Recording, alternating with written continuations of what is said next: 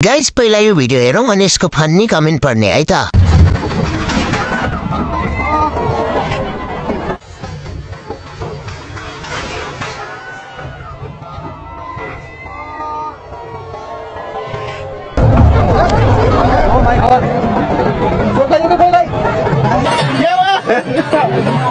भूकंप आदेश दियो ये चीज कम देर होगी रुको जरा सबर करो।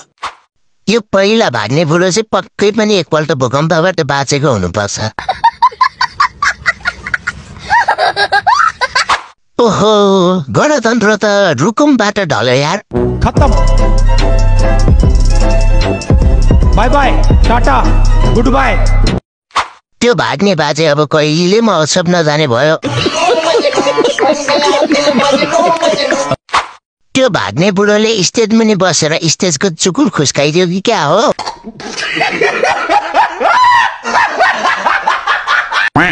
यस्तै रमाइलो भिडियो हेर्न फन्नी कमेन्ट दिँदा खाइदीलाई फलो गर्नुहोस्।